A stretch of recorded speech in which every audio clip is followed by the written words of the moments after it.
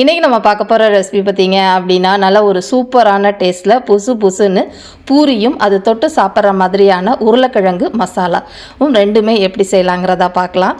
இந்த மாதிரி பூரி புசு புசுன்னு வர்றதுக்கு மாவு எப்படி பிசையணும், எந்த மாதிரி பொரிக்கணும் அப்படிங்கிறத டீட்டெயில்டாக டிப்ஸோட வீடியோவில் ஷேர் பண்ணியிருக்கிறாங்க. ஸோ வீடியோவை ஸ்கிப் பண்ணாமல் பார்த்து தெரிஞ்சுக்கோங்க. இப்போ வாங்க இந்த பூரியும் உருளைக்கிழங்கு மசாலாவும் எப்படி செய்யலாங்கிறத பார்க்கலாம். Hello friends, welcome to Gomathi's kitchen. Gomathi's கிச்சனை சப்ஸ்கிரைப் பண்ணாதவங்க சப்ஸ்கிரைப் பட்டனை ப்ரெஸ் பண்ணிக்கோங்க. உடனுக்குடனே அப்டேட் வேணும் அப்படின்னா பக்கத்தில் இருக்க பெல் பட்டனில் ஆல்ங்கிற ஆப்ஷனை மறக்காமல் ப்ரெஸ் பண்ணி வச்சுக்கோங்க. இப்போ இந்த பூரி பண்ணுறதுக்கு முதல்ல மாவு பிசைஞ்சிக்கலாங்க. மெஷரிங் கப்பில் 2 கப் அளவுக்கு கோதுமை மாவு எடுத்துருக்கிறேன். நீங்கள் வீட்டில் அரைச்ச மாவு இல்லை கடையில் வாங்கினா எந்த பிராண்டு மாவானாலும் எடுத்துக்கலாம்.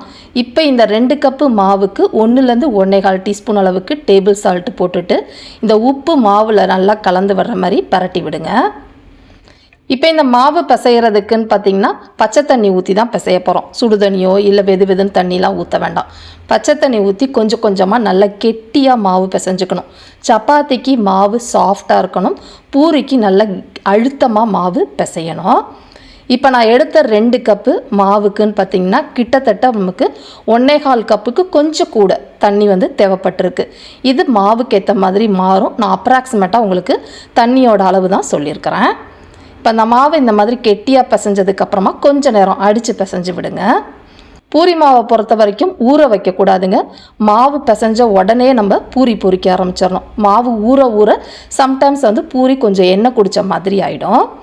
இப்போ நீங்கள் எந்த சைஸில் பூரி போட போகிறீங்களோ அதுக்கேற்ற மாதிரி உருண்டைகளாக உருட்டிக்கலாம். சின்ன சின்ன பூரியாக போடுறப்ப தான் உங்களுக்கு நல்ல உப்பியும் வரும், பார்க்குறதுக்கு அழகாகவும் இருக்கும். இப்போ எல்லாத்தையுமே உருட்டி எடுத்துக்கலாம். இப்போ பார்த்தீங்கன்னா உருட்டி எடுத்துருக்கிறேன். நான் எடுத்த 2 கப்பு மாவுக்கு 20லேருந்து 22 இந்த சைஸில் பூரி உருண்டைகள் உருட்டி வச்சுருக்கிறேன். இப்போ இதை திரட்டிக்கலாங்க. இதை திரட்டுறது 2 மெத்தடு. பூரி ப்ரெஸ் இந்த மாதிரி வச்சுருந்தீங்கன்னா ரொம்ப ஈஸி. பிகினர்ஸாக இருக்கிறவங்களுக்கு சொல்கிறேன். இதுக்கு மேலே ஒரு பாலித்தீன் ஷீட்டோ இல்லை எண்ணெய் கவரோ வச்சு லைட்டாக எண்ணெய் தடவிட்டு நீங்கள் இந்த உருண்டையை உருட்டி லைட்டாக ஒரு ப்ரெஸ் பண்ணால் போதுங்க. நல்லா உங்களுக்கு பூரி மாதிரி நல்லா திரண்டு வந்திருக்கும். ரொம்ப அழுத்தம் கொடுத்து மெல்லிஸாக செஞ்சிடக்கூடாது. நம்ம தட்டைக்கெலாம் போடுற மாதிரி கொஞ்சம் தடிமனாக இந்த மாதிரி இருக்கணும். அதே மாதிரி எண்ணெய் தடவுறது லைட்டாக தடவிக்கோங்க. அதிகமாக எண்ணெய் போட்டிங்கன்னா சொதன்னு இருக்கும். இது இல்லாமல் உங்கள்கிட்ட அந்த ப்ரெஸ் இல்லை அப்படின்னா பூரிக்கட்டையில் கொஞ்சமாக மாவு போட்டு திரட்டிக்கோங்க. இப்போ நம்ம டைட்டாக மாவு போட்டிருக்கிறதுனால உங்களுக்கு அதிகமாக மாவு போட்டு நீங்கள் தேய்க்கணும்னு அவசியம் இல்லை. தேவைப்பட்டால் கொஞ்சமாக போட்டுக்கோங்க. இதுவும் அதே மாதிரி தாங்க. எல்லா சைடும் ஈவனாக ஒரே மாதிரி இந்த மாதிரி தேய்ச்சி எடுத்துக்கோங்க. ரொம்ப மெல்லிஸாக இருந்தால் உபி வராது. ரொம்பவும் தடிமனாக இருந்துச்சு அப்படின்னா உங்களுக்கு ஒரு மாதிரி ரப்பர் மாதிரி இருக்கும். இப்போ பார்த்திங்கன்னா நம்ம 2 மெத்தடில் செஞ்சுருக்கோம் இல்லையா. ஒன்று பூரிக்கட்டையில் தேய்ச்சது, இன்னொன்று அந்த ப்ரெஸ் வச்சு அமுத்துனது. இது 2யுமே சேர்த்து எப்படி பொரிக்கலாம் அப்படிங்கிறத பார்க்கலாம்.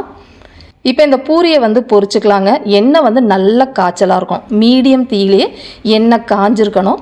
காஞ்சதுக்கப்புறமா கொஞ்சமாக மாவு எடுத்து போட்டிங்க அப்படின்னா உடனே எழும்பி வரணும். இந்த அளவுக்கு வந்ததுக்கப்புறமா நம்ம பூரியை போட ஆரம்பிக்கலாம். பூரியை போடுறப்ப கொஞ்சம் அதிக தீயில வச்சுக்கோங்க. மிதமான தீயிலையோ இல்லை கம்மியான தீயில வச்சிங்கன்னா சொதன்னு எண்ணெய் குடித்த மாதிரி இருக்கும். அதனால் மீடியத்துக்கும் கொஞ்சம் ஹை ஃப்ளேமுக்கும் நடுவில் வச்சு பூரியை பொரிச்சுக்கோங்க. பூரியை போட்ட உடனே லைட்டாக கரண்டியில் இந்த மாதிரி ப்ரெஸ் பண்ணி விட்டீங்க அப்படின்னா பூரி நல்லா உப்பி வந்துடும். இதுக்கப்புறமா பெரட்டி விட்டு 2 சைடும் நல்லா ஓரளவு செவக்கணும். கரெக்டாக பார்த்திங்கன்னா இந்த சைடு 1 நிமிஷம், அந்த சைடு 1 நிமிஷம், அவ்வளோதான் நமக்கு பூரி ரெடி ஆகிடும். இப்போ இது பார்த்திங்கன்னா நம்ம பூரி ப்ரெஸ்ஸில் போட்டது. அடுத்தது பூரிக்கட்டையில் தேய்ச்ச இந்த பூரியும் போட்டுக்கலாம். எல்லா பூரியுமே ஒரே ஈவனாக இருக்கிற ஹீட்லேயே தாங்க பொரிக்கணும். அதிக தீயிலையோ கம்மி தீயிலையோ மாற்றி வைக்க வேண்டாம். இப்போ அதுவும் நல்லா உப்பி வந்துருச்சு. ஒரு சைடு நல்லா செவக்கட்டும். திரும்ப அடுத்த சைடும் பரட்டி விட்டு அந்த சைடும் கொஞ்சம் சலசலப்பு ஆடணும். உடனே எடுத்துடலாம். ரொம்ப நேரம் பொரிச்சிங்க அப்படின்னா மொறுன்னு ஆகிடும் உங்களுக்கு. இப்போ அவ்வளோதாங்க, இந்த பூரியும் ரெடி ஆகிடுச்சு. இதில் ரவை சுடுதண்ணி எதுவுமே ஊற்றாமல் நல்ல புசுன்னு சூப்பராக பூரி நமக்கு ரெடி ஆகிடுச்சு. இப்போ இந்த பூரிக்கு உருளைக்கிழங்கு மசாலா எப்படி செய்யலாங்கிறத பார்க்கலாம். கிட்டத்தட்ட குருமா ஸ்டைலில் இருக்கும்னு வச்சுக்கோங்களேன். அது செய்கிறதுக்காக 1.5 டீஸ்பூன் எண்ணெய் சட்டியில் சேர்த்துக்கோங்க.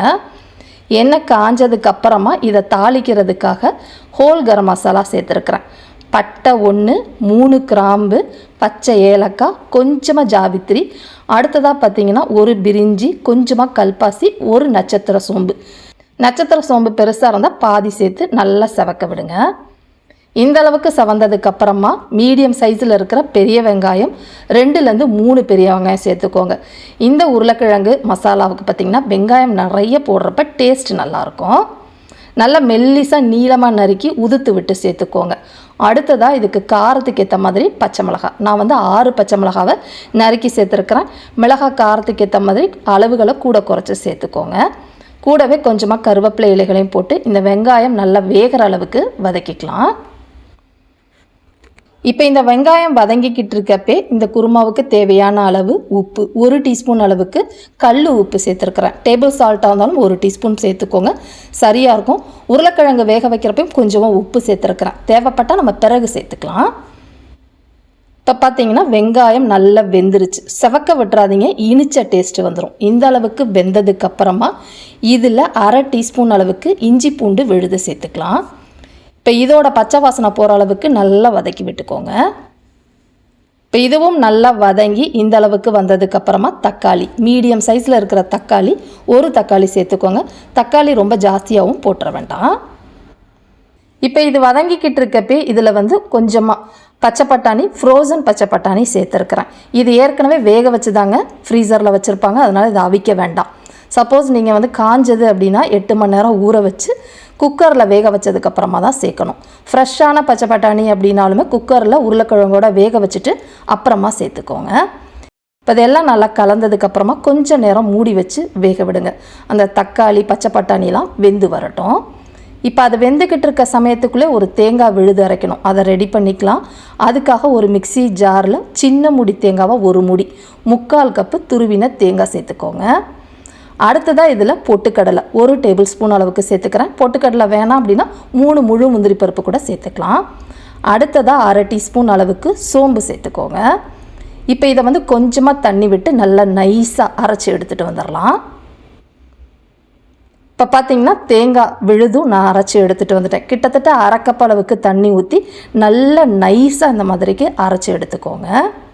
இப்போ இதெல்லாம் ரெடி பண்ணிவிட்டு வரதுக்குள்ளே பார்த்திங்கன்னா நம்ம வேக வச்சுருந்த அந்த பச்சை பட்டாணி தக்காளி ஓரளவு வெந்து வந்திருக்கும். இந்த ஃப்ரோசன் பச்சை பட்டாணி வதக்கிறதுலே உங்களுக்கு வெந்துருங்க, ரொம்ப நேரம் வதங்கணும்னு அவசியம் கிடையாது. இது வதங்கிக்கிட்டு இருக்கப்போ ஒரு 10 புதினா இலையில் பொடியாக நறுக்கிட்டு சேர்த்துக்கிறேன் அந்த மசாலா வாசத்துக்காக. இப்போ அதுவும் வதங்கினதுக்கப்புறமா உருளைக்கிழங்கு சேர்த்துக்கலாம். சின்ன உருளைக்கிழங்கா 5 உருளைக்கிழங்க குக்கரில் வேக வச்சுருந்தேன். தோலை உரிச்சிட்டு நல்லா மசிச்சு விட்டு சேர்த்துக்கோங்க. கொஞ்சம் பெரிய பெரிய பீஸா இருக்கிற மாதிரி போட்டுக்கோங்க, ரொம்ப மசிச்சிட வேண்டாம். இப்போ இதையும் போட்டதுக்கப்புறமா இதில் 1லேருந்து 1.5 டீஸ்பூன் அளவுக்கு கறி மசாலா பொடி சேர்த்துக்கிறேன். கறி மசாலா பொடி அப்படி இல்லைன்னா நீங்கள் கரம் மசாலா பொடி கூட சேர்த்துக்கலாம், உங்கள் விருப்பம்தான். பட் கறி மசாலா போடுறப்ப தான் அந்த குருமாவோட வாசனை ரொம்பவே நல்லாயிருக்கும். இப்போ இதுலேயே மஞ்சத்தூள் காரம்லாம் இருக்கும், அதுக்கேற்ற மாதிரி சேர்த்து நல்லா வதக்கிட்டு இது வேக வைக்கிறதுக்கு தண்ணி சேர்த்துக்கலாம். தண்ணின்னு பார்த்திங்கன்னா மெஷரிங் கப்பில் 1.5 கப்பு, அதாவது கிட்டத்தட்ட 300 ml அளவுக்கு தண்ணி சேர்த்துருக்குறேன். இதெல்லாம் நல்லா கலந்து விட்டுட்டு திரும்ப கொஞ்சம் நேரம் இதை வேக வச்சு எடுத்துக்கலாம். இப்போ பார்த்திங்கன்னா கிட்டத்தட்ட ஒரு 5-6 நிமிஷமாக கொதிக்க வச்சுருந்தேன். போட்டிருந்த உருளைக்கிழங்கு, வெங்காயம், தக்காளி மசாலாவோடு சேர்ந்து நல்லா கொதித்து வெந்து வந்துருச்சு. இந்த மாதிரி எல்லாமே ஒன்று சேர வெந்து வந்ததுக்கப்புறமா அரைச்சி வச்சுருந்த தேங்காய் விழுதை சேர்த்துக்கலாம். தேங்காய் விழுதோடைய மிக்சி ஜார்லேயும் ஒரு 1/2 கப்பு உங்களுக்கு கன்சிஸ்டன்சிக்கு ஏற்ற அளவுக்கு தண்ணி ஊற்றி அலம்பிட்டு அதையும் சேர்த்துக்கோங்க. இது எல்லாம் சேர்த்து நல்லா கலந்து விட்டுட்டு இன்னும் ஒரு 4-5 நிமிஷம் மிதமான தீயிலே கொதிக்க விடுங்க. இதில் கொஞ்சமாக உப்பு செக் பண்ணி பார்த்தேன், குறைவாக இருந்துச்சு, அதனால் இன்னொரு 1/2 டீஸ்பூன் சேர்த்துக்கிறேன். நீங்கள் டேஸ்ட் பண்ணிவிட்டு எவ்வளோ வேணுமோ சேர்த்து கொதிக்க விடுங்க.